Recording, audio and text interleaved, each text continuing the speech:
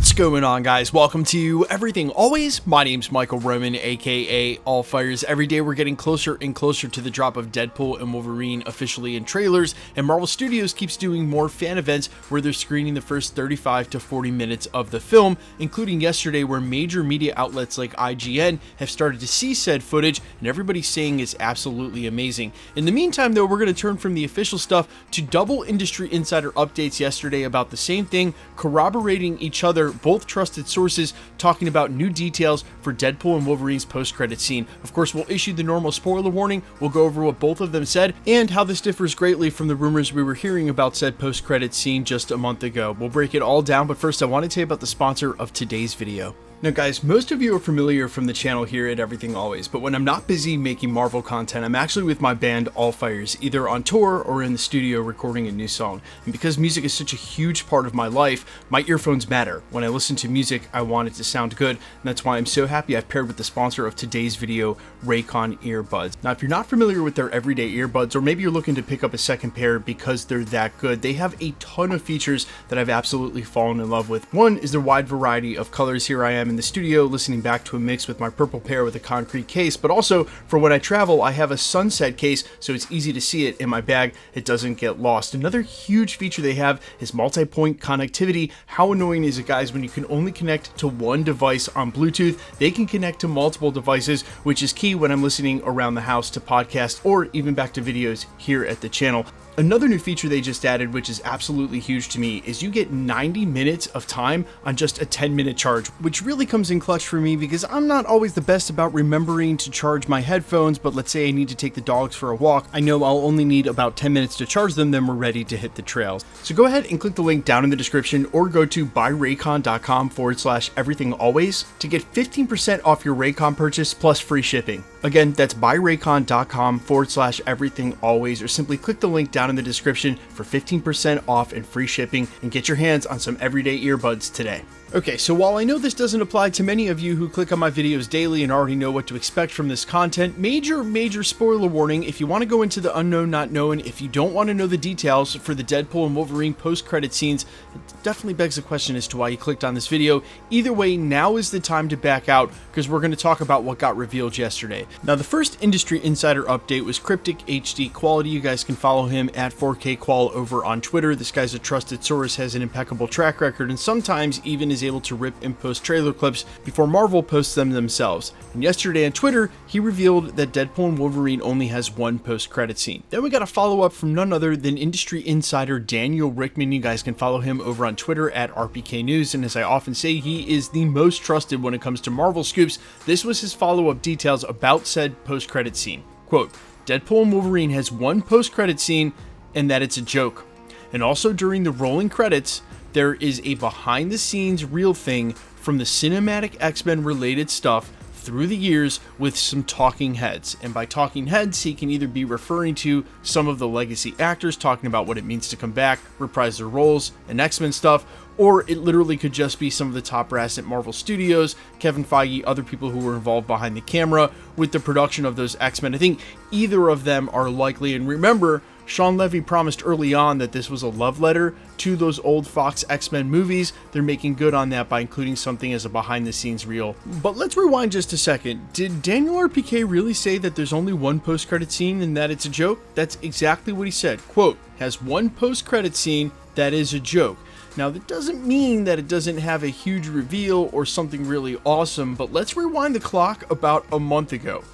Industry insiders across the board were all talking about how crazy this post-credit scene was, that apparently no one could believe they were actually able to film, and we talked about at length what that could possibly mean. We also heard that Marvel Studios was trying to line up a Robert Downey Jr. Iron Man comeback cameo for said post-credit scene, and that they weren't able to do it. But whatever the post-credit scene was supposed to be so amazing, so mind-blowing, that none of the industry insiders wanted to talk about it. So I'm super curious how we went from that and being reported literally just 4 weeks ago to now there's only one post-credit scene and it's a joke. And we might have guessed that, considering early on in the marketing, Ryan Reynolds doing an overdub for one of his early promos actually came out and said that the post-credit thing is sort of a joke and that they know all about it, and in character was basically like, we're not going to give you guys one, and it would be funny if they knowingly withheld that sort of satisfaction. But hey, if the film is really awesome, we don't need a post-credit scene introducing one more character that isn't going to get addressed for the next 4 or 5 years. Marvel Studios has already done that enough here in the first 4 or 5 years of the Multiverse saga. Still, with the way it was talked about though, we thought it was going to include some huge revealed cameo, and since it wasn't Robert Downey Jr.'s Iron Man, the other huge guest was obviously Tobey Maguire's Spider-Man, which I think would be the ultimate fan service for a movie that's already full of cameos. But I just wonder how it went from being so incredible that the industry insiders couldn't talk about it because no one wanted to spoil it, to it's only one post-credit scene and it's a joke. I think there's a slight disconnect there. We'll have to wait and see. Maybe the scene that the industry insiders were talking about as a quote-unquote post-credit scene was really a final wrap-up scene in the film instead of being delegated to the post-credits. It's still in the film, because very rarely is that many sources all corroborating each other wrong, and that's why the rumor mill is what it is. That's why you guys listen, because it's right more often than it's wrong. That's why I have a channel. But you guys let me know all your thoughts down below. What could that post-credit scene possibly be? And do you agree with me, if the movie delivers on a high enough level, we don't need a post-credit scene? Seriously, that's just another cameo fan service. That's exactly what they're doing in this film. So we'll have to wait and see. You guys let me know all your thoughts and reactions down in the comments. Quickly, let's get into the giveaway stuff before I let you go. Okay, we're still giving away PlayStation 5s at the channel, and we're just going to continue to do that until the PlayStation 5 Pro or the 6 comes out. At this point, who knows which will be first. Also, when we get a little closer to Deadpool and Wolverine's release, say about 2 weeks out, we'll start doing more regular ticket giveaways for the film as well. If you want to be entered to win for either of those or any of the other future giveaways here at the channel, all the same rules will always apply.